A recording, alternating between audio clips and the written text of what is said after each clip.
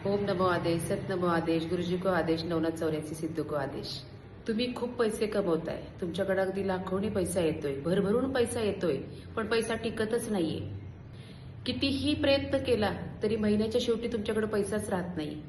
कितीही पैसे आलेत म्हणजे अगदी मोठे मोठे डील होतात, बिझनेसमधून पैसा येतोय, नोकरीतून ओव्हरटाईम करताय, एक्स्ट्रा पैसा येतोय, तरीही तुमच्याकडे टिकत नाही। त्याला ही कारण असू शकतात। तुम्ही नोटा या पद्धतीने मोजत असाल किंवा संध्याकाळी 6 नंतर दिवे लागणीनंतर लक्ष्मी येण्याच्या वेळामध्ये तुम्ही मोठी खरेदी करताय किंवा कधीही कोणाकडून तुम्ही पैसे घेताय तर असं कात्रीमध्ये घेताय। कधीही नोटा मोजताना या पद्धतीने नोटा मोजा।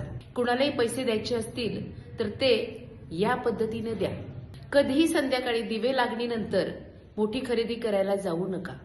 आणि जेव्हा तुमचा पगार होईल तेव्हा पहिल्यांदा ऑनलाईन जरी पैसे आले असतील तरी थोडे तरी पैसे काढायचे आणि आपल्या देवघरामध्ये आणून त्याची पूजा करायची आणि नंतर ते पैसे वापरायला चालू करायचे। जे लग्न झालेले पुरुष असतील त्यांनी न चुकता जेव्हा कामाला बाहेर जाता तेव्हा 10 रुपये तरी आपल्या गृहलक्ष्मी म्हणजे घरामध्ये बायको असू देत किंवा आई असू देत किंवा बहीण असू देत त्यांच्या हातामध्ये 10 रुपये तरी देऊन जा।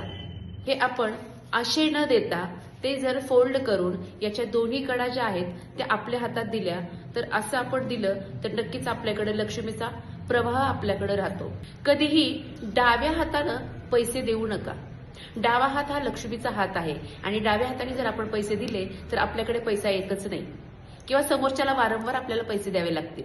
हो, घ्यायचे जर असतील, मोठी डील आहे, उसने दिलेले पैसे परत जर घेत असाल तर नक्की डाव्या हाताने घ्या, कारण त्यामुळं तुमचा पैसा यायला चालू होईल।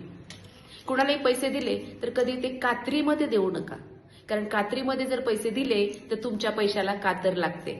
हा उपाय नक्की सगळ्यांना शेअर करा। आदेश।